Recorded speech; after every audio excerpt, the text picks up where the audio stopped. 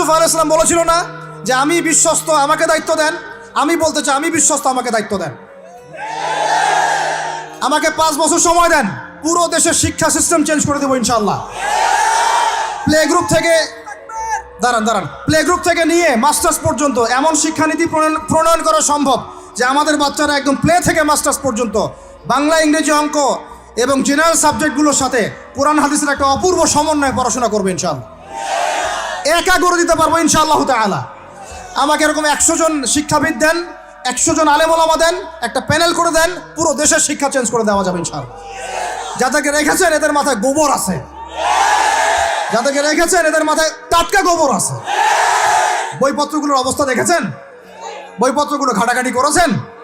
সমকামিতা প্রমোট করছে আমাদের দেশের মধ্যে, ট্রান্সজেন্ডার প্রমোট করছে আমাদের দেশের মধ্যে, আমাদের বাচ্চা কাচ্চা কচি কাঁচা বাচ্চাদেরকে শারীরিক শিক্ষার নামে যৌন শিক্ষা দিচ্ছে। এগুলো আমাদের মুসলমানদের শিক্ষা? এটা চলতে থাকলে দেখবেন অচিরেই কোনো মানুষ বাচ্চাদেরকে স্কুলে পাঠাবে না, এটা অরুচি ধরে যাবে। তখন কি হবে? কোটি কোটি স্কুল, কলেজ, বিশ্ববিদ্যালয়ে খা খা করে পড়ে থাকবে, কেউ পাঠাবে না ওখানে। তখন মাদ্রাসা থেকে মানুষ ঝুঁকবে আরো বেশি। আমি তো দাবি জানাই উপরের লেভেল থেকে এমন একটা শিক্ষা ব্যবস্থা প্রণয়ন করা হোক যাতে আমার মাদ্রাসা গড়ার প্রয়োজনই না হয়। ওই সিস্টেম রাষ্ট্রীয়ভাবেই পড়ানো হবে ইনশাআল্লাহ। আপনি মালয়েশিয়ার দিকে তাকিয়ে দেখেন, আপনি এই যে ওয়েস্টার্ন কান্ট্রির মধ্যে অনেক কান্ট্রি আছে, অস্ট্রেলিয়ার মতো জায়গাতে আছে, ব্রিটেনের মতো জায়গাতে আছে, কোনো কোনো ক্ষেত্রে আপনি লেবাননকে দেখেন, ইয়েমেনকে দেখেন, জর্ডানকে দেখেন, কাতারকে দেখেন, সৌদি আরবিয়াকে দেখেন, অনেক কান্ট্রি আছে। ভালো কাজের তো প্রশংসা করতে দোষ নাই, দোষ আছে? এমনকি অনেক পশ্চিমা কান্ট্রিতেও একদম উপর লেভেল থেকে ইসলামিক সিলেবাস প্রণয়ন করা হয়েছে। তার মানে এমন না যে তারা সায়েন্সকে গুরুত্ব দেয় নাই, ম্যাথকে গুরুত্ব দেয় নাই, ফিজিক্স পড়ায় নাই, অ্যাস্ট্রোফিজিক্স পড়ায় নাই, ইকোনমিক্স পড়ায় নাই, বিষয়টা এমন না। তারা ফিলসফি পর্যন্ত পড়িয়েছে। ঘাটাঘাটি করেন, অনলাইনে সব মজুদ আছে। এমন শিক্ষানীতি প্রণয়ন করা সম্ভব একদম প্লে থেকে নিয়ে মাস্টার্স পর্যন্ত। আমার ছেলে ইমামতিও করবে, এদিকে বিমানও উড়াবে ইনশাআল্লাহ। আমার মেয়ে ডাক্তারও হবে, এদিকে দেখবেন হাফেজাও হবে ইনশাআল্লাহ। একজন মুফতি সাহেব তিনি ফতোয়াও দিবেন, একই সাথে বিশ্ব অর্থনীতি সম্পর্কেও জানবেন ইনশাআল্লাহ।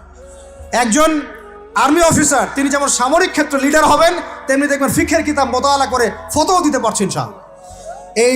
এই যুগটা এটা কোনো মানে স্বপ্নের যুগ নয়, এই যুগটা ছিল এক সময়। বেশি দিন দূরে যেতে হবে না, আপনি 200, 300, 400 বছর পিছনে যান, দেখবেন মুসলমানরা এমন সোনালী যুগ পার করে আসছে। অতএব এগুলো কোনো গাল গল্প করছি না আমি, এগুলো বাস্তবে রূপান্তরিত করা অবশ্যই সম্ভব, বারহাক সম্ভব, যদি এরকম কিছু মানুষের মধ্যে উদ্দীপনা থাকে, একটা সৎ সাহস থাকে, আমাদের উপর থেকে যদি একটা সহযোগিতা আসে এবং আমাদের মতো যারা ইয়াং তাদেরকে যদি মূল্যায়ন করা হয়, ইনশাল্লাহ দেখবেন বাংলার জমিন পরিবর্তন হয়ে গেছে। এই পরিবর্তন হলে দেশের জন্য কোনো খারাপের কিছু নাই, রাষ্ট্র পিছিয়ে যাবে না, রাষ্ট্র আরও এগিয়ে যাবে ইনশাআল্লাহ তাআলা। আরও ব্যাপার আছে, আপনি মালয়েশিয়ার একটা ক্লাস 10-এর বাচ্চার দিকে তাকান। ক্লাস 10-এর একটা বাচ্চা কোনোদিন মাদ্রাসায় যায়ই নাই, স্কুলে পড়েছে, কিন্ডারগার্টেনে পড়েছে, রাষ্ট্রীয় সিলেবাসে পড়েছে, মাত্র 10 থেকে 12 বছর পড়াশোনা করে ও এখন এদিকে এসএসসি এইচএসসি লেভেলেও চলে গেছে, ও লেভেল এ লেভেলস পরীক্ষা দিয়েছে, এদিকে সে ইমামতি করার যোগ্যতা অর্জন করেছে। এখন আমাকে বলেন ওই রাষ্ট্রটা কি পিছিয়ে গেছে? অতএব এই শিক্ষার দিকে অনেক মনোযোগ হতে হবে আমাদের সবাইকে, আল্লাহ পাক তৌফিক দান করেন। আমরা যদি এখন এগুলোর বিরুদ্ধে গঠনমূলক কথা না বলি, গঠনমূলক প্রতিবাদ না করি এবং আমাদের রাষ্ট্রপ্রধানদেরকে না বুঝাই, তাহলে অনেক দেরি হয়ে যাবে। আজকে থেকে 20 বছর আগে ইহুদি খ্রিস্টানরা পরিকল্পনা করেছিল এই টিকটক প্রজন্ম গড়ে তোলার জন্য, তারা আজকে সফল হয়েছে। এখন আমরা যদি এখন চুপ করে থাকি, আগামী 20 বছর পর আপনি দেখবেন আরেকটা প্রজন্ম আসছে, এরা মানুষকে সালাম পর্যন্ত দিবে না। দেখে নিয়েন আপনি, 20 বছর লাগবে না, 5টা বছর যাক, তারপর দেখেন কি হয়। আল্লাহ, এরা কি এখন বাসায় ঢুকে বাবা মাকে সালাম দেয়? কারণ কোনো প্রতিষ্ঠান ওকে সালাম দেওয়া শিখায় নাই, স্কুলে না, কলেজে না, কোথাও সে সালাম দেওয়া শিখছে না। আসসালামু আলাইকুম ওয়া রাহমাতুল্লাহি ওয়া বারাকাতুহু বিশুদ্ধ করে বলতে পারছে না। বিশুদ্ধ করে বলতে হবে না? অর্থ আছে না? এর একটা তাসবির আছে না? এগুলো তো আমরা গুরুত্ব দিচ্ছি না। এমন প্রজন্ম গড়ে উঠেছে অলরেডি যারা এখন পিতা মাতাকে সালাম দেয় না, পিতার সাথে ঝগড়া করে, মায়ের সাথে মায়ের গায়ে হাত তুলে, সম্পত্তির জন্য মাকে হত্যা করে, সম্পত্তির জন্য বাবার গায়ে হাত তোলে। ওই দিক থেকে মাস্টার ডিগ্রি পাশ করে আসে ব্রিটেন থেকে, অক্সফোর্ড থেকে, কেমব্রিজ থেকে। আয়শা এদিকে প্রফেসর হয়েছে বিভিন্ন বিশ্ববিদ্যালয়ের, বাবা পড়ে আছে বৃদ্ধাশ্রমে। কতগুলো এক্সাম্পল নেবেন। এগুলো আমি কি গাল গল্প করছি? আমি কোনো গাল গল্প করতে এখানে আসি নাই, এগুলো বাস্তবতা। যদি বাহিরের চোখ দিয়ে আপনি দেখেন মনে হবে অর্থনীতি অনেক ভালো, ভিতরের চোখ দিয়ে দেখেন অর্থনীতি সুদ দিয়ে ভর্তি হয়ে গেছে। প্রত্যেক পদে পদেই সুদ। গাধাদেরকে আমি তো বুঝাতে পারি নাই। কাগজের টাকা আর এই যে আপনার এই ইলেকট্রনিক মানির কথা তো দীর্ঘদিন বলেছি, কিছু গাধা আছে এদেরকে বুঝাতে পারি নাই। এর মধ্যেও সুদ আছে, এর মধ্যে কি আছে? আর আমি কখনোই বলি নাই যে কাগজের টাকাটা হারাম। মিথ্যাচারে এরা যে পরিমাণ হাদিস জাল বানায়, এদের চেয়ে বড় জাল বানানো তোর কেউ নাই বাংলাদেশে। একটা কথাকে ঘুরাই ফিরে এমন ব্যাখ্যা শুরু করবে যে আপনি বিভ্রান্ত হয়ে যান। একটা ইমোশন প্রকাশ করবেন, উহুদের প্রান্তে দাঁড়িয়ে একটা ইমোশন প্রকাশ করবেন, ও বানাই দিবে ও জান্নাতের ঘ্রাণ পেয়ে আসছে। আপনি বলবেন যে কাগজের টাকা নয়, মনিটরি সিস্টেমটা হারাম, ও বানাই দিবে ও বলেছে কাগজের টাকা হারাম। আপনি বলবেন যে আপনার যদি গান শুনতেই হয় তাহলে একা একা শোনেন, আমাকে শোনাচ্ছেন কেন? ও বানাই দিবে ও গান একা শোনা জায়েজ বানাই দিছে। এর এত খবিস, এত খান্নাস। এদের চরিত্রটা চিনতে পারতাম না আমরা যদি গাজাই শোনা আসতো। আল্লাহর কসম আমিও কিছু কিছু জায়গায় এদেরকে কোনো কোনো ক্ষেত্রে ভালো মনে করতাম। আল্লাহর কসম গাজাই শোনা আসলে আমি বুঝতে পারতাম না এদের ভিতরে কত মুনাফেকি আছে। আল্লাহ পাক আমাদেরকে মুনাফেকদের থেকে হেফাজত করেন, মাজলুম ভাইদের সাথে থাকার তৌফিক দান করেন, জালেমদের পক্ষপাতিত্ব করা থেকে আল্লাহ হেফাজত করেন। নির্লজ্জদেরকে দেখেছেন? নির্লজ্জরা এখনো বলেছে আইয়ুবী রাহিমাহুল্লাহর আকীদা ঠিক ছিল না। বলি নাউযুবিল্লাহ। আর আইয়ুবী রাহিমাহুল্লাহ যে ঘোড়ায় চড়ে জিহাদ করেছেন, ওই ঘোড়ার খুরের নিচে যে পরিমাণ মাটি ছিল, তোমার মতো হাজারটা মাতখালিকে ওই জায়গায় নিয়ে গেলেও তার সমপরিমাণ হবে না কখনো ইনশাআল্লাহ। আইয়ুবী রাহিমাহুল্লাহ যে তরোয়াল দিয়ে যুদ্ধ করেছেন, ওর এক ফোঁটা রক্তের দাম তোমাকে বিক্রি করলে হবে না ইনশাআল্লাহ। তুমি তার আকীদা নিয়ে প্রশ্ন তোলো, নির্লজ্জ কোথাকা। একজন বলেছে ফিলিস্তিনিরা মায়ের খাবে না কেন? ইহুদিদের সাথে থাকতে থাকতে নাকি ওদের মতোই হয়ে গেছে। নাউযুবিল্লাহ। আল্লাহ মাফ করেন, আল্লাহ হেফাজত করেন। একজন বলেছে যে হামাস ইহুদিদেরই হাতে তৈরি করা, বিচ্ছিন্ন হয়ে নাকি সন্ত্রাসী কর্মকাণ্ড করছে। বলার ভাষা নাই, আমি বলতে বলতে ক্লান্ত হয়ে গেছি, আর বলতে চাই না। বলার আমার রুচিও করে না, আর ভাষাও নেই। তবে এতটুকু আপনাদেরকে আমি আশ্বস্ত করতে চাই, ইনশাআল্লাহ তাআলা বাংলাদেশের হকপন্থী ওলামায়ে কেরামদের যে জামা আছে, কওমি করণের ওলামায়ে কেরামদের যে হকপন্থী ওলামায়ে কেরামদের জামা আছে, প্রত্যেক বই, প্রত্যেক মেম্বার, প্রত্যেক আলোচনায় তারা আল আকসা ইস্যুটাকে জীবিত রাখবে ইনশাআল্লাহ। এটাকে আমরা জীবিত রাখবোই ইনশাআল্লাহ। ওরা এটাকে ভুলিয়ে দিতে চাচ্ছে, এই জন্য নতুন নতুন ইস্যু তৈরি করার চেষ্টা করছে। খবরদার আপনারা এই ইস্যুতে পা দিবেন না। আপনাদেরকে ভিতরে চোখ খুলতে হবে এবং মূল গন্তব্য চিনতে হবে। আল্লাহ রাব্বুল আলামিন আমাদের সবাইকে ভিতরে চোখ দিয়ে এই বিশ্বকে দেখার তৌফিক দান করেন। বিশ্ব অর্থনীতিকে দেখবেন, ভিতরে চোখ দিয়ে দেখবেন। ইলেকট্রনিক মানির মধ্যেও সুদ আছে, কাগজের টাকার ভিতরেও সুদ ঢুকেছে। সামনে আসবে বিটকয়েন্স, যেটা অলরেডি চলে আসছে। আরেকটা আসবে, সেটা হলো ক্যাশলেস সোসাইটি। কি বললাম বলেন? বলদ বলবে যে ভবিষ্যৎবাণী করে গেল, আহলুল বলদ ওয়াল কিরদা, আহলুল হিমার ওয়াল কিরদা। তো এরা ভবিষ্যৎবাণী করে গেল। আরে বর্তমান সম্পর্কে তুমি খবর রাখো না বলেই তো বর্তমানকে ভবিষ্যৎ মনে হয় তোমার। এটা বহু কান্ট্রিতে অলরেডি চালু হয়ে গেছে। এই যে আমাদের অনেক ভাই ব্যবসা করে, তারা চায়না যায়, কোরিয়া যায়, উত্তর কোরিয়া, দক্ষিণ কোরিয়া যায়। ওরা দেখে আসতেছে চায়না চালু করে ফেলছে অলরেডি। ক্যাশলেস সোসাইটি মানে হচ্ছে আপনি আপনার মুদ্রাকে সংরক্ষণ করতে পারবেন না। আপনি দেখলেন খিদির আলাইহিস সালাম দেয়াল নির্মাণ করলেন, দেয়ালের নিচে কি ছিল? খাজানা ছিল।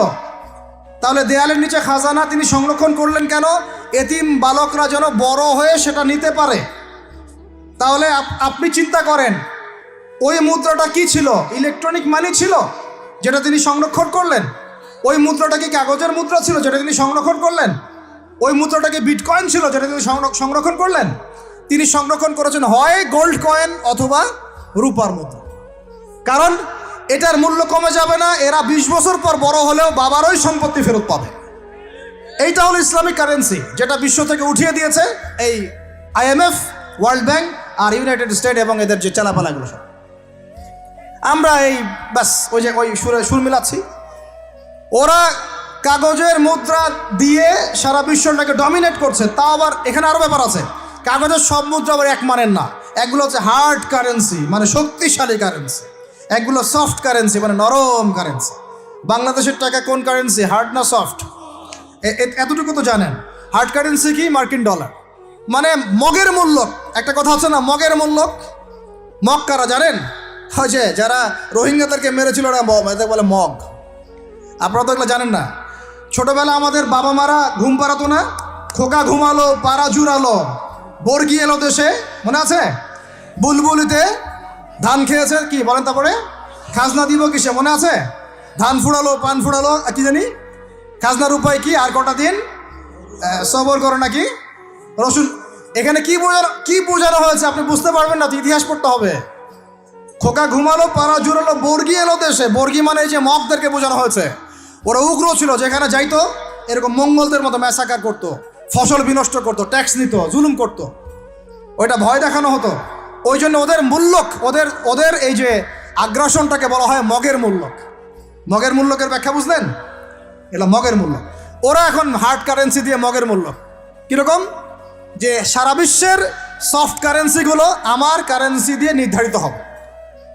মানে আপনার 100 টাকা সমান সমান ওর $1 মগের মূল্য। কেন আমার 1 টাকা সমান সমান তোমার $1 হতে পারে না? হতে পারে না? এটা করতে দিবে না, কারণ এটা করলে আপনার অর্থনৈতিক অবস্থা অনেক সমৃদ্ধ হয়ে যাবে এবং আপনি তাদের সমান হয়ে যাবেন। আপনি যে দামে তেল কিনবেন তাকেও সে দামে তেল কিনতে হবে। তো ওরা এটা ধরিয়ে দিল। শুধু তাই না, IMF এর মাধ্যমে, ফেডারেল রিজার্ভের মাধ্যমে, ওয়ার্ল্ড ব্যাংকের মাধ্যমে তারা এটাকে আমরা দ্বিতীয় বিশ্বযুদ্ধের পরের কথা বলছি। ওই সময় ব্রেটন উড কনফারেন্স হয়েছে, পড়ে দেখবেন। ব্রেটন উড কনফারেন্স হয়েছে, মার্কিন ডলারকে সারা বিশ্বের রুলিং মানে কারেন্সি হিসেবে ওরা নির্ধারণ করলো, মগের মূল্য। এবং প্রত্যেকটা কারেন্সি এর আন্ডারে নিয়ন্ত্রিত হবে এবং টাকার মান, অন্যান্য মুদ্রার মান বাড়বে কমবে এর ভিত্তিতে, আপনার প্রবৃদ্ধির ভিত্তিতে নয়। এবং তার হাতে নিয়ন্ত্রণ থেকে যাবে, যদি আপনি বেশি বাড়াবাড়ি করেন আপনার টাকার মান তারা কমাই দেবে। কয়দিন আগে ইলেকশনের আগে একটা শব্দ শুনেছিলেন অনলাইনে, স্যাংশন দিতে চাই, স্যাংশন, মনে আছে? হ্যাঁ মনে আছে? কি জিনিস বুঝছেন আপনারা? কিছু ওটা বুঝেন না। অর্থনৈতিক নিষেধাজ্ঞা কিভাবে দিতে পারে? আপনার টাকার মান তারা কমাই দিবে। তখন 1 কেজি পেঁয়াজের দাম হবে 500 টাকা, 1 কেজি রসুনের দাম হবে 1000 টাকা, 1 ব্যারেল তেলের দাম হয়ে যাবে দেখবেন 10,000 20,000 টাকা। কিচ্ছু করতে পারবেন না। তুরস্কের মতো কান্ট্রি যখন ঘুরে দাঁড়ানোর চেষ্টা করছিল, ওদের লিরার মান তারা বাড়িয়ে দিল একদম। ওটা তো মনে হয় 12,000 পর্যন্ত চলে গেছে। ইনফ্লেশন বলি আমরা এটাকে, মুদ্রাস্ফীতি, ওটা প্রায় 12,000% পর্যন্ত বেড়ে গিয়েছিল, বলি নাউজুবিল্লাহ। এগুলো জুলুম, অর্থনৈতিক জুলুম। বাইরের চোখ দিয়ে দেখলে মনে হবে সুন্দর চলছে সব কিছু, ভিতরের চোখ দিয়ে দেখা শিখলে বুঝবেন অর্থনৈতিক ক্ষেত্রে এই বিশ্বে এই জায়নিস্টরা, ইহুদি খ্রিস্টানরা সবচেয়ে বেশি জুলুম করেছে। আরও আছে, বলতে থাকলে সারা রাত যাবে। এরপরে তারা আরবদেরকে বুঝালো, ইয়া শেখ, আরবদেরকে বুঝালো, হাবিবি, ইয়া হাবিবি, কাছে আসেন, শোনেন, আমরা আপনাদের কাছে তেল আছে, আপনারা তো তেল বয়কট করে দিয়েছেন, আর তেল ছাড়া তো আমাদের যুদ্ধ বিমান ফ্লাই করছে না। তেল কাদেরকে দিয়েছে আল্লাহ পাক? মিডল ইস্টে আরবকে দিয়েছে, ঠিক আছে? এখন হাবিবিকে বলা হচ্ছে যে আপনারা তো তেল বয়কট করে দিলেন। এটা করেছিল বাদশাহ ফয়সাল, বলেন রাহিমাহুল্লাহ। উনি একজন সাহসী নেতা ছিলেন, এই জন্যই তাকে গুপ্ত হত্যা করা হয়েছে। সাহসী যারা, তাদেরকে গুপ্ত হত্যা করে এদের একটা সুন্নত, এটা মাথায় রাখবেন। খুব ট্যালেন্টেড একজন দেখবেন, খুব ট্যালেন্টেড একজন বিজ্ঞানী দেখবেন, হঠাৎ নাই, তাপাস করে মিসাইল এসে পড়ে গেল। এমন সূক্ষ্ম স্নাইপার দূর থেকে 12,000 কিলোমিটার দূর থেকে মেরে দিলে আপনার কলিজার মধ্যে ফেলে গেল। এগুলো জেনে বুঝেই আমরা প্রতিদিন সকাল করি, সন্ধ্যা করি, আলহামদুলিল্লাহ। কারণ অ্যাটলিস্ট আপনাকে তো জানতে হবে। জেনে নেন, পরে আপনারা চিন্তা করবেন যে কীভাবে লাইফ লিড করবেন।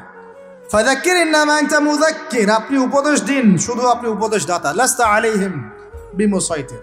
ফাযাক্কির ইন নাফাআতিয যিকরা সায়াযাক্কারু মান ইয়াখশা, যারা আল্লাহকে ভয় করে তারা ফিরে আসবেন ইনশাআল্লাহ। তো যেটা বলছিলাম, বাদশাহ ফয়সাল একদম বয়কট করে দিলেন। এবার ওরা এসে বুঝাচ্ছে যে তেল ছাড়া তো আমাদের চলছে না। এদিকে ওদের ডলারের মান কমে যাচ্ছে, মুদ্রাস্ফীতি হচ্ছে, ইনফ্লেশন হচ্ছে। এখন তারা বোঝালো যে ঠিক আছে, একটা চুক্তি করা যাক। যুবকরা ভালো করে শোনেন, এগুলো জানেন না বলেই অনেক সময় আপনি সহি সহি বলে সহি ভুল পথে যাচ্ছেন ভাই। সহি পথেই যাচ্ছেন, বাট এটা সহি ভুল হয়ে যাচ্ছে। কথা বুঝাতে পারছি? সহিহের আড়ালে একটা মারাত্মক জয়ীফ আর জাল আকিদা আছে। এটা আপনার সামনে সহি দিয়ে ঢেকে দেওয়া হয়েছে, বুঝতে পারতেছেন না। এই জায়গাটাকে ভালো করে বোঝেন। যখন উম্মর সাথে কেউ গাদ্দারি করে তখন সে সহি থাকে না। উম্মতের সাথে কেউ যদি গাদ্দারি করে তখন সে কি থাকে না? সহি থাকে না। এখন আসেন, আমি ধর্মতাত্ত্বিক কথা বলছি আগে। এখানে বাচ্চা ফয়সাল তাকে কনভিন্স করা হলো, ঠিক আছে আমরা তেল কিনবো, আপনাদের কাছ থেকে কিনবো, আপনাদের গলফ কান্ট্রি যেগুলো আছে এদের কাছ থেকেই কিনবো, তবে একটা শর্ত, আপনারা তেল বিক্রি করবেন শুধু মার্কিন ডলারে, অন্য কোনো কারেন্সিতে তেল বিক্রি করতে পারবেন না। বলেন নাউজুবিল্লাহ। আপনি বাংলাদেশ গভর্নমেন্ট যদি গিয়ে এক ব্রিফকেসের মধ্যে 1 কোটি টাকা নিয়ে যায়, বুঝেন কথা, বুঝতে পারতেছেন?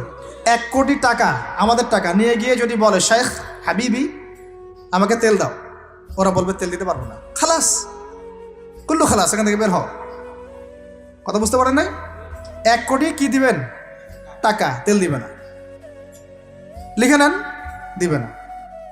কিন্তু সেই 1 কোটি টাকাকে যদি আপনি ডলারে কনভার্ট করেন, ওটাকে ডলার দিয়ে কনভার্ট করেন, করে যদি বলেন হাবিবি তেল, তখন বলবে যে আসো দাঁড়ালিলাহি, তেল নিয়ে যাও, খালাস, কুল্লু খালাস। এটা বুঝতে পারছেন? তেল বিক্রি করব শুধুমাত্র ডলার দিয়ে, ডলার ছাড়া অন্য কোনো কারেন্সিতে তেল বিক্রি করতে পারবো না। এইটা পশ্চিমারা আরবদের সাথে একটা সন্ধি করলো আর কি, চুক্তি করলো। এই চুক্তির নাম হলো পেট্রো ডলার মনিটরি সিস্টেম। বুঝতে পারলাম? Petro dollar monetary system. এর বদৌলতে আরবের মরুভূমি হয়ে গেল এখন একদম অট্টালিকার প্রাসাদ। বোঝা যায়? মরুভূমিগুলো হয়ে গেল কি অট্টালিকার প্রাসাদ, আর বাকি পুরো মুসলিম উম্মার উপর দেখেন কি দুরবস্থা নেমে আসছে। শুধু তাই না, ওই ডলার হলো একদম লিডার, কারেন্সির লিডার। এখন ওই ডলার তেলের মান নির্ধারণ করবে, আপনি টাকা দিয়ে করতে পারবেন। সারা বিশ্বের সবচেয়ে বড় অর্থনৈতিক জুলুম হচ্ছে এই পেট্রো ডলার মনিটরি সিস্টেম। এর চেয়ে বড় কোনো জুলুম হয়নি অর্থনৈতিক জীবন। এখন অনেক ওলামায়ে কেরাম আছেন আপনারা এখানে, আমি জানি উপস্থিত, আপনারা একটু ফিকহের কিতাবগুলো মোতালা করে আমাদেরকে একটা ফতোয়া দিয়েন যে এইরকম মনিটরি সিস্টেম প্রণয়ন করা জায়েজ না নাজায়েজ। এটা আপনারা ফতোয়া দিয়েন, আমি ফতোয়া দিতে পারবো। আমি অর্থনৈতিক ভাষায় বলতেছি যে এই মনিটরি সিস্টেমটা পুরো বিশ্বে জুলুম নিয়ে আসছে। এখন আদতে, এখন শোনেন এই অংশটুকু শোনেন, তারপরে আমি শেষের দিকে চলে আসতেছি। আদতে এতে পশ্চিমাদের লাভ কি হয়েছে শুনেন। আমার কাছে এই যে ডলার, এটা আমি ছাপাই আমার দেশে, আমার কারখানায়। আমার খরচ হচ্ছে কাগজ, আমার খরচ হচ্ছে মেশিন, আমার খরচ হচ্ছে কালি। বোঝা যায়? বোঝা যাচ্ছে? আচ্ছা, এখন সেটা আমি বানালাম, ছাপালাম, গিয়ে আমি আরবকে দিলাম, তেল দাও। ওরা এই কাগজের টাকাটা নিল, নিয়ে রিজার্ভ করলো, করে মূল যে তেল, এই তেলটা মনে করেন তেল বা সোনা, তেল বা সোনা একই কথা, কারণ সোনার ফাংশন প্লে করছে এখন তেল। এখন তো যেহেতু গোল্ড দিনার নাই, দিরহাম নাই, এই তেলটা তারা নিয়ে ওদের দেশের আন্ডারগ্রাউন্ডে বাংকার আছে, গ্যালনকে গ্যালন তেল রিজার্ভ করতে থাকলো। এমনভাবে রিজার্ভ করতে থাকলো যে বিগত আগামী 30 বছর যদি বিশ্বে কোনো তেল নাও থাকে, ওরা চলতে পারবে, প্লেন উড়াইতে পারবে। ওদের মিলস বন্ধ হবে না, ফ্যাক্টরি বন্ধ হবে না, ওদের ইন্টারনেট সেকশন বন্ধ হবে না, বিদ্যুৎ বন্ধ হবে না, ওদের কোনো কিছুই বন্ধ হবে না, কোনো প্রযুক্তি বন্ধ হবে না। এত তেল তারা এখন রিজার্ভ করলো কি দিয়ে? ওর দেশে ছাপানো বিনামূল্যের ডলার দিয়ে। এবং সেই ডলারটা আমরা নিলাম, নিয়ে আমরা মাশাআল্লাহ অট্টালিকা নির্মাণ করলাম, আর মনে করলাম যে মাশাআল্লাহ আমি তো খুব ধনী হয়ে গেলাম, সমৃদ্ধি অর্জন করলাম। আদতে এখানে পশ্চিমাদের সবই লাভ। আমরা বলি না যা লাউ তাই কদু, আমরা বলি আম গেল সালাও গেল, তাই না? এখানে আমও তাদের, সালাও তাদের। আদতে আমাদের কিছু নাই। আপনারা হাসতেছেন, কিন্তু এইটা হচ্ছে সারা বিশ্বের সবচেয়ে বড় জুলুম। এখন আমরা তো থার্ড ওয়ার্ল্ডের কান্ট্রি, এটা হচ্ছে যারা বড় বড় ধনী রাষ্ট্র, ওদের অবস্থা হচ্ছে এই। আর আমরা যারা থার্ড ওয়ার্ল্ডের কান্ট্রি, উন্নত বিশ্বের দিকে এগিয়ে যাচ্ছে, আমরা যারা আস্তে আস্তে, যে পথে আমাদের দুর্নীতি বাধা, আমাদের এই যে নৈতিকতার অবক্ষয় বাধা, আমাদের মধ্যে আমানতহীনতা বাধা, এই বাধাগুলো আমাদেরকে আগাতে দিচ্ছে না। তা আমাদের অবস্থা কি হতে পারে তাহলে চিন্তা করো। এখন আমরা এই জায়গায় আছি, এই জায়গায় বসে বসে আপনি মনে করছেন যে আপনি মাশাআল্লাহ খুব পাক্কা মুসল্লি, হালাল খাচ্ছেন, নামাজ পড়তেছেন, তাহাজ্জুদ গোজার, জান্নাত কিনে নিয়েছেন মাশাআল্লাহ। অথচ আপনার অর্থনীতি সুদভিত্তিক, এবং এই সুদভিত্তিক অর্থনীতির আন্ডারে থেকে কোনো বেসরকারি ব্যাংক পর্যন্ত 100% সুদমুক্ত সিস্টেম দিতে পারবে না। ফুল স্টপ, খালাস। আর এর উপরে আবার আছে ঘুষ, তার উপরে আবার আছে দুর্নীতি, তার উপরে আপনারা আবার মাপে কম দিচ্ছেন, তার উপরে আবার পণ্য মজুত করছেন, মার্কেটে ইচ্ছাকৃতভাবে প্রাইস বাড়ায় দিচ্ছেন, এই কাজগুলো করছেন। আমি শিক্ষিত একটা সমাজ পেয়েছি বলে কথাগুলো এভাবে মাহফিলে বললাম। এগুলো মাহফিলে কিন্তু আলোচনা হয় না। এগুলো কি মাহফিলে আলোচনা হয়? আমরা বিশ্বাস করি গাজীপুরের শহরের মানুষ, সব ঢাকার মানুষ, আপনারা সব বুঝেন, ইন্টেলেকচুয়াল অডিয়েন্স আছেন এখানে। এই কথাগুলো খোলামেলা বলার কারণেই ওদের দ্বারা পালিত কিছু তথাকথিত শায়েখ আমার উপর খুব ক্ষিপ্ত। এর আকীদা ঠিক না, এর মানহাজ ঠিক না, এই লেকচার শোনা যাবে না, ইত্যাদি ইত্যাদি। ঠিক আছে, আমারটা শোনার দরকার নেই, তোমাকে শুনতে কে বলছে? তোমার শোনার ইচ্ছা করে না, তুমি শুনিও না। যাদের শোনার ইচ্ছা তারা শুনবে ইনশাল্লাহ। আর তোমার মতো কিছু মুনাফিক না শুনলে আমার কিছু যায়ও আসে না ইনশাল্লাহ। মুমিনরা যারা, তারা শুনবে, বুঝবে, ইনশাল্লাহ ওরাই প্রজন্ম করবে ইনশাল্লাহ। আর আমাদের ভুল হতে পারে, ভুল হলে সেটা ওলামায়ে কেরাম সংশোধন করবেন। ওলামায়ে কেরাম যদি আমাদেরকে বলেন এটা ভুল হয়েছে, অবশ্যই মাথা পেতে নেব ইনশাল্লাহ। আমরা আলেম ওলামার বাইরে নয়, ওলামায়ে মুহাক্কিকের বাইরে নয়। তাহলে আপনাকে কি আমি ভিতরে চোখ দিয়ে পুরো বিশ্বের রাজনীতি বোঝাতে পেরেছি? পুরো বিশ্বের অর্থনীতি বোঝাতে পেরেছি? পুরো বিশ্বের শিক্ষাটাও বুঝেন এবার? আপনার কাছে মনে হচ্ছে পুরো বিশ্বের শিক্ষা খুব উন্নত, বাহ্যিকভাবে বস্তুবাদী ক্ষেত্রে উন্নত, মঙ্গলে যাচ্ছি, চাঁদে যাচ্ছি, স্যাটেলাইট পাঠাচ্ছি ইত্যাদি, তো এগুলো বস্তুবাদী উন্নতি। আদতে কি হচ্ছে দেখেন, নীতি নাই, শিক্ষা অর্জন করার পর নৈতিকতা নাই, চরিত্র নাই, সালাম কালাম নাই, ধর্মভীরুতা নাই, আমানতদারিতা নাই। একজন ডক্টর, সে মাশাআল্লাহ ডক্টর হয়েছে, হওয়ার পরে এখন সে দেখছি কসাই হয়ে গেল। তাহলে কোন শিক্ষাটার ঘাটতি হলো? নীতির, নৈতিকতার, ইসলামের ওই বুঝটা নাই, পরকালীন কনসেপ্ট নাই। একজন ইঞ্জিনিয়ার মাশাআল্লাহ, আপনি theta, sine theta, cos theta সব তো বুঝেন মাশাআল্লাহ। আপনি একজন আর্কিমিডিস থেকে শুরু করে পিথাগোরাস সব পড়ে ফেললেন, কিন্তু ইঞ্জিনিয়ার হয়েও তো আপনি চোর হলেন। তাহলে কোন শিক্ষার অভাব হলো বলেন? একটা মেয়েকে আপনি দেখছেন মাশাআল্লাহ এগিয়ে যাচ্ছে, বাপরে বাপ, ফেমিনিস্ট রেভলিউশন। আদতে ওর গায়ে এখন একটা গেঞ্জি, ওর গায়ে পায়ে একটা জিন্সের প্যান্ট, বাহিরের চলাফেরা দেখে তার অঙ্গ প্রত্যঙ্গ সব স্পষ্ট দেখা যাচ্ছে, সে স্পষ্ট বেপরদায় চলছে। একটা ছেলেকে আপনি দেখছেন বাহির থেকে পরে আসলো, এসে এখানে ট্রান্সজেন্ডার হয়ে গেল, লিঙ্গ পরিবর্তন করতেছে। ছেলে পেলেকে দেখছেন এখানে ডিগ্রি অর্জন করেছে, কিন্তু মাদক ছাড়তে পারছে না, মেয়েদের সাথে জেনা ছাড়তে পারছে না, সমকামিতা ছাড়তে পারছে না। শিক্ষার সংজ্ঞাটাই বা আসলে কি? তাহলে সংজ্ঞাটা কি? এডুকেশনের সংজ্ঞাটা কি আমাকে বলেন? শিক্ষার মূল সংজ্ঞাটা কি? আমরা কি এই বিশ্বের মূল শিক্ষা ব্যবস্থা কি মুসলমানরা গড়ে দেয় নাই? একটা বই কিনেন বাসায় গিয়ে, যে এই বিশ্বের 1000 সেরা আবিষ্কার, ওখানে দেখবেন সবগুলোই মুসলমানদের নাম আছে না নাই? আপনি যে ল্যাপটপ চালাচ্ছেন, অ্যালগোরিদম কে দিয়েছে? হিন্দু ভাইরা দিয়েছে, খ্রিস্টান ভাইরা দিয়েছে। আমি বোঝানোর জন্য ভাই বলছি, বৌদ্ধ ভাইরা দিয়েছে, ইহুদিরা দিয়েছে, এরা দেয় নাই। কারা দিয়েছে? মুসলিমরা দিয়েছে। আপনি যে মেডিকেল সায়েন্সের কথা বলছেন, মূল জিনিসটা কে দিয়েছে? মুসলিমরা দিয়েছে। রক্ত সংবহন তন্ত্র কারা আবিষ্কার করেছে? মুসলিমরা। আপনি জাবির ইবনে হাইয়ানকে ছাড়া আপনি কেমিস্ট্রি পড়াতে পারবেন না। ইবনে রুশদ, ইবনে সিনাকে ছাড়া আপনি মেডিকেল সায়েন্স আগাতে পারবেন না। আপনি ইবনে রুশদ ছাড়া এই যে আমরা পাটিগণিত, বীজগণিত, জ্যামিতি, ত্রিকোণমিতি, পরিমিতি করে আপনি করতে পারবেন না। আমরা তো জেনারেল লাইন পড়েছি, আমাদের সাথে বসেন, এগুলো হয়তো সবাই আপনাকে বোঝাতে পারবে না। মূল জ্যোতির্বিদ্যায় যাচ্ছেন, আপনি অ্যাস্ট্রোনমিতে যাচ্ছেন, অনেক কিছু করছেন, আপনি মুসলিমদেরকে ছাড়া এক পা আগাতে পারবেন না। মূল ভিত্তিটা করে দিয়েছে কারা? উমাইয়ারা, আব্বাসীয়রা, সেলজুকরা, উসমানীয়রা এবং 4 খলিফার সময়। এই সময়ে এই শিক্ষার মূল ভিত্তিটা দাঁড়িয়েছে। এই যে আমরা যে নাহু সরফের কিতাবগুলো পড়ি, আমাকে বলেন তো, নাহু সরফের কিতাব রাসূলের যুগে ছিল? বলেন, ছিল না। কোন খলিফার সময় থেকে এগুলো সারা বিশ্বে ছড়িয়ে গেল নাম জানেন? আলী ইবনে আবি তালেব। কি নাম? আলী ইবনে আবি তালেব। আরবি ব্যাকরণের পুরো ভিত্তি দিয়ে দিয়েছেন তিনি, লুগা দিয়ে দিয়েছেন, কায়দাগুলো দিয়ে দিয়েছেন। এখন সারা বিশ্বের মানুষ আরবি পড়ছে, আরবি বুঝতে পারছে, ব্যাকরণ বুঝতে পারছে, কোরআন নিয়ে গবেষণা করতে পারছে। প্রত্যেকটা সেক্টর, ধর্মীয় অঙ্গন বলেন, অর্থনীতি বলেন, জ্যোতির্বিদ্যা বলেন, কেমিস্ট্রি, ফিজিক্স যাই বলেন, মুসলমানদের কাছে আর আগাতে পারবেন না। তাহলে আমরা যে যুগে ছিলাম সেখানে কি ফিরে আসা যাবে না? সম্ভব না। তাহলে প্রয়োজন কিসের? প্রয়োজনটা হচ্ছে, আমি জেনারেল শিক্ষার বিরোধী নই, কোশ্চিনকালেও নয়। জেনারেল শিক্ষা থাকবে, ইংরেজির প্রয়োজন আছে, বাংলা অবশ্যই প্রয়োজন আছে, মুক্তিযুদ্ধ সংস্কৃতি আমরা জানবো, শিখবো, চেতনা ধারণ করব, সব ঠিক আছে। আমরা সমাজবিজ্ঞান পড়ব, দর্শন পড়ব, সায়েন্স পড়ব, আর্টস পড়ব, কমার্স পড়ব, সব ঠিক আছে ভাই। মেডিকেল সায়েন্স পড়েন, ইঞ্জিনিয়ারিং পড়েন, কিন্তু কোরআন বাদ দিয়ে নয়, হাদিস বাদ দিয়ে নয়, আকিদা বাদ দিয়ে নয়, সিরাত বাদ দিয়ে নয়, ফিকহ বাদ দিয়ে নয়। রাজি আছেন ইনশাআল্লাহ? এখন আমাকে বলেন এর উপায় কি? এর আসল উপায় কি? এখন এটা কি আপনি চাইলেই প্রতিষ্ঠা করতে পারবেন? আমার ক্ষুদ্র জ্ঞানে আমার কাছে 3টা উপায় মনে হয়। কয়টা উপায় ভাই?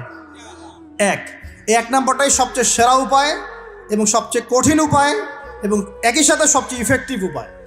এটা যদি করা যায় তাহলে আর 2-3-এর প্রয়োজন হবে না।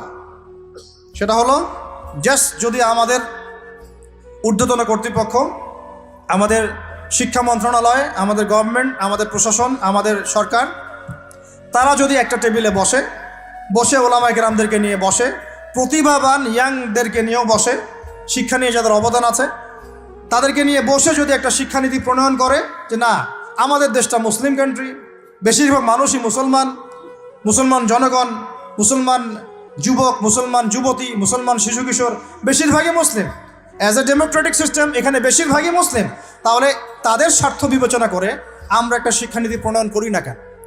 একটা শিক্ষানীতি প্রণয়ন করি যেখানে প্লে গ্রুপ থেকে শুরু করে মাস্টার্স পর্যন্ত আমরা মাশাআল্লাহ 2টা শিক্ষাকে সমন্বয় করে দেবো ইনশাআল্লাহ। এই সমন্বয়টা করলে আমার ছেলে বললাম তো 2 দিকেই ইনশাআল্লাহ এক্সপার্ট হবে। আমাদেরকে আলাদা করে কোনো প্রতিষ্ঠান খুলতেও হবে না। এটা কি করা যায় না? এটা যদি করা যায় তাহলে আমাদেরকে আলাদা করে কোনো মাদ্রাসাও খুলতে হচ্ছে না এখন, বরং যা আছে এটা দিয়ে যথেষ্ট, যা আছে এটা দিয়ে যথেষ্ট। আর সুন্দর নীতি থাকবে, সিলেবাস করে দেওয়া হবে, দেখবেন সবাই একই ভাষায় কথা বলছে, একই শিক্ষায় শিক্ষিত হচ্ছে। একটা লেভেল পর্যন্ত অ্যাটলিস্ট মানুষ নৈতিক শিক্ষা পাবে, ইসলামী শিক্ষা পাবে। পরবর্তীতে গিয়ে ফ্যাকাল্টি আলাদা হয়ে যাবে, তারা কেউ ইঞ্জিনিয়ার, কেউ ডক্টর ইত্যাদি ইত্যাদি হতে পারে।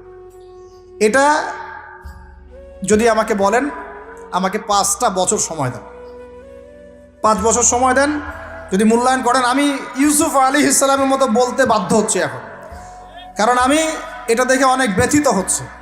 কেউ বলুক না বলুক, আমি কোনো দলের পক্ষ থেকে বলছি না, কোনো মতের পক্ষ থেকে না, কোনো রাজনৈতিক ব্যক্তিবর্গের পক্ষ থেকেও নয়, আমি আমার ব্যক্তিগত ব্যক্তি স্বার্থের পক্ষ থেকে বলছি, আমাকে 5টা বছর সময় দেন, ইনশাল্লাহ এটা আমি গড়ে দিতে পারবো।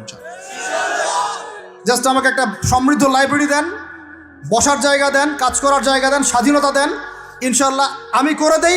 তারপরে আপনারা চেক করেন, যদি মনে হয় হ্যাঁ দেয়া যায় তাহলে দেন, না হলে আমারটা ছুঁড়ে ফেলে দিন। পরে প্রয়োজনে ওটা আমি একা একা আমার একটা ইউনিভার্সিটি বানাই, সেখানে পড়াবো ইনশাল্লাহ। এটা 1 নাম্বার অপশন।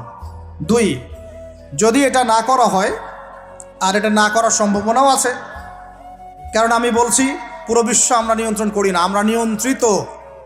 আমরা কি নিয়ন্ত্রিত? তারপরে দ্বিতীয় অপশন হচ্ছে, যতগুলো শিক্ষা প্রতিষ্ঠান এখন আছে, স্কুল হোক আর মাদ্রাসা হোক, এগুলোতে আপনারা সিলেবাসের মধ্যে একটু সমন্বয় নিয়ে আসার চেষ্টা করেন। সিলেবাস একটা আছে, ঠিক আছে, বুঝলাম, একটু সমন্বয় আনার চেষ্টা করেন, সমন্বয় করে অ্যাটলিস্ট মিক্স করার চেষ্টা করেন। আমার ছেলে কোরআন শিখলে কোনো সমস্যা নাই, সে বিপদগামী হবে না, সে গোমরা হবে না, সে কখনো জঙ্গি সন্ত্রাসী হয়ে যাবে না ইনশাআল্লাহ, বরং সে এই দেশের একজন সম্পদ হবে ইনশাআল্লাহ, ইনশাআল্লাহ তাআলা। তো এত ভয় কিসের? কোরআনকে এত ভয় কেন করেন? নবীর সুন্নতকে এত ভয় করেন কেন? সমস্যাটা হচ্ছে কোরআন হাদিসের সঠিক ব্যাখ্যাটা না প্রচার করার কারণে কোনো ক্ষেত্রে মানুষ উগ্র হয়ে যাচ্ছে, এটা সত্য। কিন্তু আমরা সেই উগ্রতা ছড়াতে চাই না, আমরা কোনো বিচ্ছিন্ন জনগোষ্ঠী নই, আর আমাদের কোনো গোপন কোনো এজেন্ডাও নাই।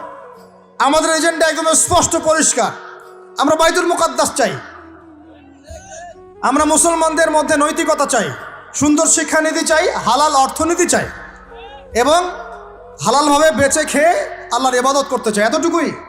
এর বেশি কিছুই আমরা চাই না। এর বেশি কিছু চান না? আল্লাহ পাক আমাদের সবাইকে তৌফিক দান করে। তো এই 2 নম্বর অপশনটাও এফেক্টিভ যদি আপনারা করতে পারেন। আর 3, 2 নাম্বারও যদি কাজ না হয়, তাহলে 3 নাম্বার একটা অপশন খোলা থাকে যে নতুন করে কিছু প্রতিষ্ঠান গড়ে তোলেন এবং সেই প্রতিষ্ঠানগুলোতে আপনি আপনার মতো করে সুন্দর সিলেবাস মেনটেন করে আপনার বাচ্চাদেরকে পড়ানোর চেষ্টা করেন, যেখানে বাংলা, ইংরেজি, অঙ্ক এগুলোও থাকবে, জেনারেল শিক্ষাও থাকবে এবং ইসলামিক শিক্ষাও থাকবে। এছাড়া আমার মনে হয় না এই প্রজন্মকে বাঁচানোর চতুর্থ কোনো রাস্তা বাকি আছে। যদি থাকে আপনারা আমাকে জানায়েন। ভিতরে চোখ দিয়ে কি শিক্ষা বোঝাতে পেরেছি ভাই? আর 2টা জাস্ট বুঝাই ছেড়ে দেবো, জাস্ট 2টা, ধৈর্য ধরেন। ভিতরের চোখ দিয়ে এবার সংস্কৃতি বোঝেন। কি বুঝবেন? ভিতরের চোখ দিয়ে যদি দেখেন, দেখবেন আমাদের মুসলমানদের সংস্কৃতির মধ্যে এখন সব বিজাতীয় সংস্কৃতি ঢুকে গেছে। একটা বাড়িতে, একটা বিয়ে বাড়িতে যদি গানও বাজে, সেটাও বাজবে হিন্দি গান, সেটাও বাজবে ইংলিশ গান। মানে আপনি গানটাও যদি শুনেনও একটা বাংলা গান শুনতে পারেন না, কারণ যে বাংলা ভাষার জন্য আপনি জীবন দিয়েছেন বলে দাবি করছেন, ওই চেতনাও আপনার মধ্যে আর বাকি নাই। ভাষার দিবস যখন আসে, আমরা তখন একটা শোডাউন করার চেষ্টা করি, শহীদ মিনারে ফুল দেওয়ার চেষ্টা করি, আর সারা বছর আমার বাসায় চলে হিন্দি গান, ইংরেজি গান ইত্যাদি ইত্যাদি, হিন্দি সিনেমা, ইংরেজি সিনেমা। তো সংস্কৃতির কোন জায়গায় বাঙালিত্ব ধরে রাখতে পারলাম? পোশাক আশাক পরছি, কোন পোশাকটা বাঙালির সাথে মেলে? জুব্বা, দাড়ি টুপি, নাকি জিন্সের প্যান্ট আর গেঞ্জি? বলেন। শেরে বাংলা একে ফজলুল হকের দিকে তাকান, মৌলানা ভাসানের দিকে তাকান, বঙ্গবন্ধু শেখ মুজিবুর রহমানের দিকে তাকান, তাদের পোশাকগুলোকে দেখেন। কি পোশাক ছিল? Shirt pant, shirt pant. তাহলে আপনি পড়েছেন কেন? এত বাঙালি বাঙালি করে চিৎকার করেন, তাহলে আপনি এগুলো পড়ছেন কেন? কথা বলেন। আমাদের বাপ দাদারা বাঙালি ছিলেন, খাঁটি বাঙালি, তাহলে আমরা কেন এখন জয়ীফ বাঙালি হলাম কেন, জাল বাঙালি হলাম কেন? আপনার বাসার কমোড পর্যন্ত ইংরেজদের আদলে করা, সবকিছুই। খাবার অভ্যাস, খাদ্যাভ্যাস, আপনি পিৎজা বার্গার ছাড়া খাইতেই পারেন না, খাদ্যাভ্যাস ইংরেজদের। তারপরে খাওয়া হালাল না হারাম সেটা প্রশ্ন করছি না আমি, আপনি প্যাশনেট না তো আমাদের সংস্কৃতি নিয়ে। আমাদের সংস্কৃতির মূল জায়গাটা কই? পাঞ্জাবি পায়জামা তো পড়ছেন না, এটা আমাদের সংস্কৃতি ছিল। ঢিলেঢালা পোশাক পরতাম। আমাদের সংস্কৃতি ছিল মাছে ভাতে বাঙালি। ওই মাছ তো ফরমালিন দিয়ে সব নষ্ট করে ফেলেছেন। মাছেও ভেজাল, ভাতেও ভেজাল, পুকুর সব ভরাট করে ফেলতেছেন, নদীগুলো শুকায় যাচ্ছে। নদীমাতৃক বাংলাদেশ, নদী কোথায়? নদীতে পানি কোথায় বলেন? পানির ন্যায্য হিস্সাই বা কোথায়? আমাদের কি পানির ন্যায্য হিস্সা দেয়া হচ্ছে? তাহলে আমরা কি দাস হয়ে থাকবো নাকি? আল্লাহ পাক আমাদেরকে বোঝার তৌফিক দান করেন। সংস্কৃতি দেখেন, সংস্কৃতি কি ছিল আমাদের? আমাদের বাপদাদাদের যুগটা চলে যান, ওই ফজরের আগে তারা ঘুম থেকে উঠতেন। আসসালাতু খায়রুম মিনান নাওম, কানে গেলে ঘুম থেকে উঠে যাইতেন, নামাজ পড়তেন। বাংলার ঘরে ঘরে কোরআন তেলাওয়াত শোনা যাইতো। এখন কি শোনা যায়? ফজরে পুরা ঘুম। প্রথম কাতারে আপনি যে কটা মানুষকে পাবেন, তার মধ্যে 90% দাড়ি পাকা। যুবকদেরকে আপনি পাবেন না। এরা ঘুমাচ্ছে রাত 3টায় 4টায়, 3-4টা পর্যন্ত এরা ফেসবুক, ইউটিউব, টিকটক এবং মেয়েদের সাথে হারাম অ্যাফেয়ার্স। এই ছেলেরা কি আদতে বাঙালি? এরা কি বাঙালি? না আমরা মুসলমান হতে পেরেছি ঠিক মতো, না বাঙালি হতে পেরেছি ঠিক মতো। যখন ইংরেজ বিরোধী বিদ্রোহ চলছিল না, তখন বাঙালিরাও কবিতা লিখেছিল হিন্দিতে। আপনারা তো এগুলো হিস্ট্রি পড়েনও না। তখন তারা বলতেন, একটা স্লোগান দিতেন, सरफरोशी की तमन्ना अब हमारे दिल में है, देखना है जोर कितना बाजुए कातिल में है। বুঝেন না এই কথা? আমাদের মনের মধ্যে এখন সরফরোশি কি তামান্না, স্বাধীনতার চেতনা আমাদের মনের মধ্যে এসেছে। দেখার বাকি আছে জালেমের বাহুতে কত শক্তি আছে। আপনারা এখন কাজী নজরুল ইসলামের কবিতা পড়েন না। এক ভাই কবিতা আবৃত্তি করেছিলেন এখানে, খুব সুন্দর হয়েছে, মাশাআল্লাহ মাশাআল্লাহ। এগুলোর চর্চা কোথায়? সংস্কৃতি নিয়ে যে আমরা এত বড়াই করি, বলেন বাঙালির সংস্কৃতির চর্চা কোথায়? কাজী নজরুল ইসলামের কবিতা আমরা আমাদের পাঠ্যপুস্তকে পড়েছি। ওমর রাদিয়াল্লাহু আনহুকে নিয়ে কবিতা ছিল, মনে আছে? মনে নেই, ভুলে গেছেন? আমরা পড়েছি, মনে নেই আপনাদের? আস্তাগফিরুল্লাহ। উমর ইবনুল খাত্তাব আমিরুল মুমিনিন, তোমার কি জানি, তোমার স্মৃতি আজানের ধ্বনি না জানে না মুয়াজ্জিন, আমি ভুলে গেছি, অনেকদিন আগে পড়াইগুলো, আমি চর্চা এখন করি না। তো মুয়াজ্জিন জানে না যে হে আমিরুল মুমিনিন, তোমার স্মৃতিতেই এই আজান দেয়া হচ্ছে, মানে আমিরুল মুমিনিনের যে স্বপ্ন, এখান থেকে কিন্তু আজানের ইয়াটা আসছে। আর যায়েদ ইবনে সাবিত রাদিয়াল্লাহু আনহু স্বপ্ন থেকে তিনি হেঁটে যাচ্ছেন, একবার উটের পিঠে ভৃত্যকে বসালেন আর ভৃত্যকে নামালেন, তিনি উঠলেন, উনি নামলেন, ভৃত্যকে উঠালেন, এভাবে পায়ে হেঁটে হেঁটে বাইতুল মুকাদ্দাস পর্যন্ত গেলেন। জানেন না আপনারা এগুলো ঘটনা? কোথায় এগুলো, কোথায় এখন বলেন? আছে পাঠ্যপুস্তকে? ঢাক, ঢোল, ডুগি, তবলা, কি শুরু করেছেন আপনারা? আসলে আসলে বাঙালি সংস্কৃতি বলতে কি বোঝাচ্ছেন? আহমেদ সফার নাম শুনেছেন? তাকে ছাড়া আপনি বাঙালি সংস্কৃতি কোথায় পাবেন? এই বাঙালি সংস্কৃতির ভিতরে এই যে ওলামায়ে কেরামের অবদান, এটা আপনি কিভাবে অস্বীকার করছেন? আমরা এখন পড়ে আছি কয়েকটা বিষয় নিয়ে। দেখেন, গান বাজনা, ঢাকঢোল, ডুগি, তবলা এবং এমন কিছু সংস্কৃতির নামে কাজ যেগুলোর মধ্যে শিরক আছে অথবা বেদাত আছে অথবা কুফর। আপনি রাস্তায় হাঁটছেন বানরের মূর্তি নিয়ে, বানরের সাথে আপনার কি সম্পর্ক? বানরের সাথে বাঙালি সংস্কৃতির কি সম্পর্ক? আমরা কি বানর থেকে আসছি? তাহলে বানরের মূর্তি আমি হাটে নিয়ে হাঁটবো কেন? বানর থেকে আসছে কারা? ওই যে শনিবারে যারা মাছ ধরতে নিষেধ করা হয়েছিল, তারপরেও মাছ ধরেছে, আল্লাহ পাক বলছেন ওদেরকে বানর বানিয়ে দিয়েছে। জানেন না এটা? পড়েন, পড়াশোনা করেন। পড়াশোনা না করলে আমার সব কথা বুঝতে পারবেন না হয়তোবা। যদি বুঝতে না পারেন আরও একবার লেকচার শুনেন, রিপিটেড শুনেন, তারপরে আবার চেক করেন, ক্রস চেক করেন। একটা প্রজন্মকে আল্লাহ বানর বানিয়ে দিয়েছিলেন, কোরআনে দলিল আছে। আমরা কি সেই প্রজন্ম? তাহলে বানরের মূর্তি নিয়ে রাস্তায় হাঁটবো কেন? কেন আপনি পেঁচার সাথে আপনার কি সম্পর্ক? পেঁচা কি আমার ভাগ্যের প্রতীক? হাত থেকে যদি কিছু পড়ে যায়, আমাদের অনেকে বলে যে একটু বসে যান, অমঙ্গল হতে পারে।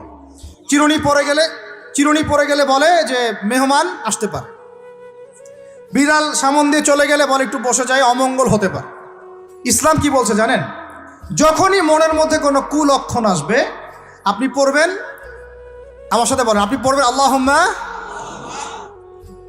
লা খায়রা ইল্লা খায়রুক ওয়ালা আল্লাহুম্মা লা তায়রা ইল্লা তায়রুক ওয়ালা খায়রা ইল্লা খায়রুক ওয়ালা ইলাহা গায়রুক। মানে আল্লাহ, আপনার দেয়া কল্যাণ ছাড়া কোনো কল্যাণ নাই, আপনার দেয়া অকল্যাণ ছাড়া কোনো অকল্যাণও নাই, আপনি ছাড়া কোনো ইলাহ নাই। এই হলো মুসলমানের আকীদা। তো এখানে পেঁচার সাথে আপনার সংস্কৃতি কি সম্পর্ক? পেঁচা অমঙ্গলের লক্ষণ। তো এগুলো কি শুরু করেছি আমরা? যে কোনো একটা বিষয় নিয়ে যদি আলোচনা করতে চান, আসেন, বসেন, আমরা বসি, আলোচনা করি, সমাধানের পথ খুঁজি, প্রতিভাকে মূল্যায়ন করেন।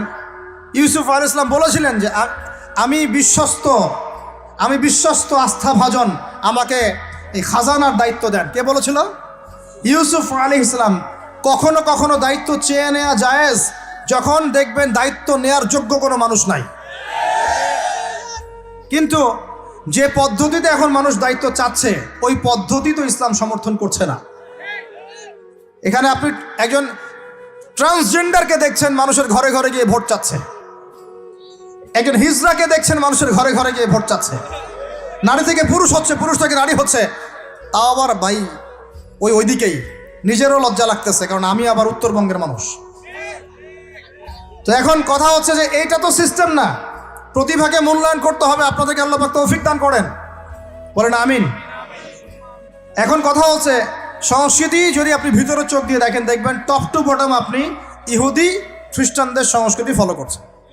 আপনার খাওয়া, আপনার রুচি, আপনার অভ্যাস, আপনার পছন্দ, আপনার বিয়ের অনুষ্ঠান, আপনার জন্মদিন, আপনার মায়ের ওই কি বার্ষিকী, বাবার ওই বার্ষিকী, যা যা করতেছেন সব কিছু কার অনুসরণ করতেছেন আপনারা? ইহুদি খ্রিস্টানদের। একটা ভবন উদ্বোধন করবেন, খুচুত করে একটা ফিতা কাটলেন, কাইটটা মাশাআল্লাহ পায়রা আপনি উড়াই দিলেন। তো এই পাখি কি আমার কল্যাণ নিয়ে আসবে? হ্যাঁ, এই পায়রা আমার কল্যাণ নিয়ে আসতে পারে? ওইখানে দাঁড়ায় 2 রাকাত নামাজ তো পড়তে পারতেন। পরে আল্লাহর কাছে দোয়া করতে পারতে, আল্লাহ আমি এই কাজটা শুরু করলাম, আল্লাহ তুমি বরকত দান করো। এটা আমার সংস্কৃতি। একটা দোকান করেছেন, বাড়ি করেছেন, শুরুতেই আপনি ডিজে পার্টি দিলেন, ডিজে পার্টি, সুবহানাল্লাহ।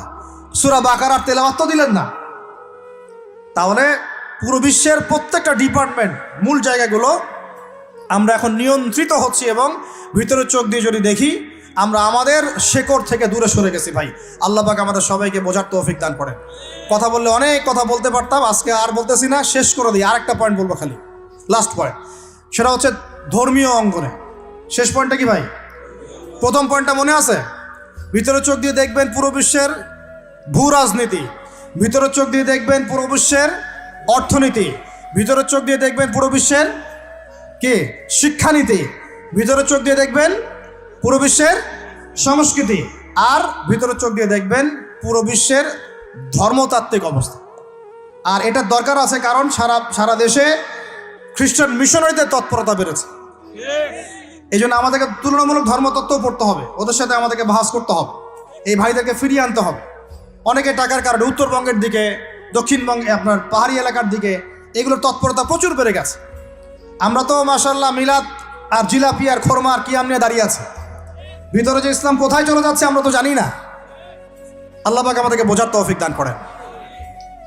আরও বেড়েছে, ওই যে একটু আগে আপনারা আলোচনা করছিলেন কাদিয়ানি মতবাদ, এটা বাড়ছে, সুদী এনজিওর মতবাদ বাড়ছে। একজন আলেম বলেছিলেন বাংলাদেশের, যেদিন বাংলাদেশের 50% মানুষ খ্রিস্টান হয়ে যাবে, শিয়া হয়ে যাবে, কাদিয়ানি হয়ে যাবে, ওই দিন আপনাদের হুঁশ ফিরবে। আল্লাহ পাক আমাদেরকে ওই দিন আসার আগেই হুঁশে আসার তৌফিক দান করেন। সব ইখতিলাফি বিষয়গুলো ভুলে যান, মুমিনদের সাথে থাকেন, ওলামায়ে কেরামের জামাতের সাথে থাকেন, ছোটোখাটো বিষয় নিয়ে তর্ক করা বন্ধ করেন, ইস্যু পাগল হওয়া বন্ধ করেন, ডিভাইস আসক্তি বন্ধ করেন, এই শোডাউনগুলো বন্ধ করেন, মূল জায়গাগুলোয় কাজ করেন। সালাত, তাহাজ্জুদ, হালাল রিজিক, আদর্শ পরিবার গঠন, ঠিক আছে, দাওয়াতের মেহনত, সৎ কাজে আদেশ, অসৎ কাজে নিষেধ, এগুলোতে মনোযোগী হন। আল্লাহ পাক ইনশাআল্লাহ আমাদেরকে তৌফিক দান করবেন ইনশাআল্লাহ। কারণ আল্লাহ ওয়াদা করেছেন, ইন তানসুরুল্লাহ ইয়ানসুরুকুম, তোমরা আল্লাহকে সাহায্য করো, আল্লাহ তোমাদেরকে সাহায্য করবে ইনশাআল্লাহ। কিন্তু ওয়া ইন তাতাওয়াল্লাহ, তোমরা যদি সাহায্য না করে মুখ ফিরে চলে যাও, তাহলে ইয়াস্তাবদিল কওমান গায়রাকুম, আল্লাহ পাক অন্য কওমকে তোমাদের জায়গায় নিয়ে আসবেন, তোমাদেরকে সরাই দিবেন। সুম্মা লা ইয়াকুনু আমসালাকুম, তারা তোমাদের মতো অপদার্থ হবে না। নাউযুবিল্লাহ। আমরা চাই আল্লাহ যেন আমাদেরকে সরিয়ে না দিয়ে আমাদের দ্বারাই খেদমত নেন। আল্লাহ পাক কবুল করেন। আমাদের এই পুরো প্রজন্মটাকে আল্লাহ পাক তওবা করে ফিরে আসার তৌফিক দান করেন। বিশ্বের বুকে ওমর রাদিয়াল্লাহু আনহুর সময় আমরা যেমন মাথা উঁচু করে বাঁচতাম, ওইভাবে বাঁচার তৌফিক দান করেন। এমন একটা জায়গায় পুরো জাতিকে নিয়ে যাওয়ার তৌফিক দান করেন যেন আমাদের ভয়ে ওরা থরথর করে কাঁপা শুরু করেন। এগুলো বললে অনেক কথা, বললে কথা অনেক দিকে চলে যায়। কথা হচ্ছে আমরা বিগত 70 বছরে আমরা একটা মিসাইল বানাতে পারি নাই এখন পর্যন্ত। কথা অনেক গভীর। আমাদেরকে আরো ভয় করবে কিভাবে? এ বিশ্বে তো ঢাল তলোয়ার দিয়ে যুদ্ধ হয় না। ওয়াইদ্দু লাকুম মাস্তাতাতুম মিন কুওয়াতিন, সূরা আনফালের মধ্যে আল্লাহ পাক আয়াত নাযিল করেছেন, হে মুসলিমরা তোমরা শক্তি অর্জন করো, তোমরা শক্তি সামর্থ্য অর্জন করো। তুরহিবুনা বিহি আদুওয়াল্লাহি ওয়া আদুওয়াকুম, এই শক্তি দিয়ে তোমরা আল্লাহর দুশমনদেরকে ভয় দেখাবা। এটা কে বলেছেন? আল্লাহ বলেছেন। ওই শক্তি কই? তা আমরা আপোষে লড়াইয়ে পড়ে আছি, আঞ্চলিক রাজনীতি নিয়ে পড়ে আছি, ভাইয়ে ভাইয়ে মারামারি কাটাকাটি করছি, আমরা গীবত সমালোচনার রাজনীতি করছি, মূল শক্তিটা আমরা অর্জন করতে পারছি না। আল্লাহ পাক আমাদেরকে সেইটা বোঝার তৌফিক দান করেন। চিন্তা করবেন না, চিন্তা করবেন না, আমরা যদি করতে পারি আল্লাহ পাক আমাদের হাতেই বিজয় দিবেন ইনশাআল্লাহ। আর এটাও চিন্তা করবেন না, নিশ্চিত থাকেন যদি আমরা করতে না পারি আল্লাহ আমাদের একটাকেও জীবিত রাখবে না, একটাকেও না। আল্লাহ পাক সবগুলোকে সরাই দিবেন ইনশাআল্লাহ, দিয়ে এমন একটা প্রজন্ম নিয়ে আসবেন ওরা পারবে ইনশাআল্লাহ তাআলা। এটা ইয়াকিন রাখেন। আমরা যদি গাদ্দার হই, মুনাফিকি করি, আমানতের খেয়ানত করে ফেলি, ওই চেতনা আমরা যদি ধ্বংস করে ফেলি, আল্লাহ পাক আমাদেরকে রাখবেন না। আর হে ঢাকাবাসী শোনেন, আল্লাহ পাক না রাখার জন্য একটা 5 মাত্রার ভূমিকম্প যথেষ্ট। আল্লাহকে ভয় করেন। ঢাকায় জেনা বেড়ে গেছে, সমকামিতা বেড়ে গেছে, মাদক বেড়ে যাচ্ছে, ইয়াবাখোর বেড়ে যাচ্ছে, ছিনতাই বাড়তেছে, কত কি হচ্ছে আমাদের শহরে, আমাদের চোখের সামনে। অশ্লীলতার কারণে এই ভূমিকম্পের আযাব আসে, নোংরামির কারণে আসে, জেনার কারণে আসে, পরকীয়ার কারণে আসে, ব্যভিচারের কারণে আসে, ঘরে ঘরে ঢুকেছে এগুলো। আল্লাহ পাক আমাদের ঢাকাবাসীকে হেদায়েত দান করেন। আমি কিন্তু আপনাদের একজন, আমি আপনাদের বাইরের কেউ না, কিন্তু এগুলো দেখে আমার মনটা কাঁদে, কষ্ট হয়। ঢাকা যেমন মসজিদের শহর, এই মসজিদের শহরের মধ্যে এরকম অন্যায় অবিচার ঘরে ঘরে কেমন করে ছড়িয়ে পড়ে, কেমন করে? একটা অপরাধ হয়েছে আমাদের, অপরাধটা হচ্ছে আমরা সৎ কাজে আদেশ করেছি, অসৎ কাজে সমানভাবে নিষেধ করি নাই। সৎ কাজে আদেশের সাথে এখন থেকে অসৎ কাজে নিষেধও করবেন, আল্লাহ পাক তৌফিক দান করেন। আল্লাহ পাক এই জজবা চেতনা আপনাদের সবার মধ্যে দান করেন, আমিন। আইন হাতে তুলে নেবেন না, কিন্তু অন্যায়ের প্রতিবাদ করবেন। অন্যায়ের কি করবেন? প্রতিবাদ করবেন। শেষ পয়েন্টটা বলি, ধর্মীয় অবস্থাটা কি? ভিতরে চোখ দিয়ে দেখেন। আপনার কাছে মনে হচ্ছে আমরা সবাই সংখ্যায় অনেক বেশি, কোটি কোটি মুসলমান, এত এত মুসলিম রাষ্ট্র, এত এত তেল, এত এত মিলিটারি পাওয়ার, ইত্যাদি ইত্যাদি, এত সংগঠন, অনেক কিছু, এত ধর্মীয় দল, এত আলেম ওলামা। বাস্তবিক অর্থে ভিতরের চোখ দিয়ে যদি আপনি দেখেন, দেখবেন যে আমরা সংখ্যায় বেশি হওয়ার সত্ত্বেও আপোষে অসংখ্য দলে বিভক্ত হয়ে গেছে। যতক্ষণ পর্যন্ত আমরা ইউনাইটেড হচ্ছি না, ধর্মতাত্ত্বিকভাবে একটা জায়গায় আসছি না, একটা জামাআ ফর্ম করছি না, একটা ইমারা কায়েম করছি না, এবং আমাদের মধ্যে একজন আমিরুল মুমিনিন নির্ধারণ করছি না, ততক্ষণ পর্যন্ত আপনি আল্লাহর রাস্তায় দিন ইকামত করতে পারবেন না। এটা আমাদের মূল সমস্যা, মূল গোড়ার সমস্যা। আর এই সমস্যাটাকে আম জনগণ কোনোভাবে উস্কে দিবেন না। আপনারা ওলামায়ে কেরামদের মধ্যে বিভক্তি বাড়াই দিবেন না, উস্কে দিবেন না, অনলাইন গরম করবেন না, চুপ করে থাকবেন। কিছু বলার যদি না থাকে চুপ করে থাকেন, তা বলার দরকার নাই। ওলামায়ে কেরামদেরকে একটা জায়গায় বসতে দেন। তারা যদি একটা জায়গায় বসে, একটা টেবিলে বসে, একে অপরের সাথে মোয়ানাকা করে, চা খায়, সালাম বিনিময় করে, ইনশাআল্লাহ দেখবেন ঐক্য হয়ে গেছে ইনশাআল্লাহ। এবং ওলামায়ে কেরামরা যখন আমাদের রাজনীতিবিদদের সাথে থাকবেন, একটা ঐক্যবদ্ধ শক্তি হবে, তখন দেখবেন রাষ্ট্র, অর্থনীতি, রাজনীতি এবং ধর্মতাত্ত্বিক সব দিক দিয়ে এগিয়ে যাবে ইনশাআল্লাহ। এই জিনিসটার ঘাটতি আছে আমাদের মধ্যে। আমরা অনেক সময় মনে করি ও পলিটিশিয়ানের সাথে আমার চলার দরকার নেই, ও তাগুত, ও কাফের, ও মুশরিক, ও এটা ওইটা। দেখেন, নবী করিম সাল্লাল্লাহু আলাইহি ওয়াসাল্লামকে সবচেয়ে বেশি সাপোর্ট করেছেন তার চাচা আবু তালেব। আবু তালেব মুসলমান হননি শেষ পর্যন্ত। তার বাসাতে তিনি থেকেছেন, বড় হয়েছেন, ব্যবসা করেছেন। চাচাকে কালিমা পড়াতে পারেন নাই, দ্বীনের পথে আনতে পারেন নাই, তাই বলে কি তিনি চাচার সঙ্গ ছেড়ে দিয়েছিলেন? আমরা সবাই নিজেকে আলাদা বিভক্ত মনে করি। নসিহতের মধ্য দিয়ে, সদুপদেশের মধ্য দিয়ে, একটা ভ্রাতৃত্বের বন্ধনের মধ্য দিয়ে। সবাই তো আর খারাপ না রে ভাই, সবাই কি খারাপ? এখানে অনেক অসংখ্য ভালো মানুষ আছেন, প্রত্যেকটা সেক্টরে আছে। আপনার আমার চেয়ে বেশি ইমানদার আছে, আপনি জানেন না? প্রত্যেক ডিপার্টমেন্টে আপনার আমার চেয়ে বড় বড় ইমানদাররা আছে, কিন্তু পরিবেশ পরিস্থিতির কারণে হয়তোবা তারা তাদের ইমানটাকে জাহির করতে পারছে না। আমরা উগ্র হব না, তাদের প্রতি আমরা নসিহত করব, নরম হব, সবর করব, দাওয়াত দিব, এবং তাদেরকেও আমরা আমাদের একটা প্ল্যাটফর্মে আনার চেষ্টা করবো ইনশাআল্লাহ। এভাবে যখন আস্তে আস্তে মেহনতগুলো বাড়তে থাকবে, 10টা বছর দেখেন, 10টা বছর পরে দেখবেন চিত্র পাল্টে গেছে ইনশাআল্লাহ। তবে এই দায়িত্বটা কোনো বক্তার একার নয়, কোনো আলেমের একার নয়, কোনো এমপি সাহেবের একার নয়, মন্ত্রী সাহেবের একার নয়, কোনো সরকার প্রধানের একার নয়। এখানে আপনার আমার সবার ভূমিকা আছে।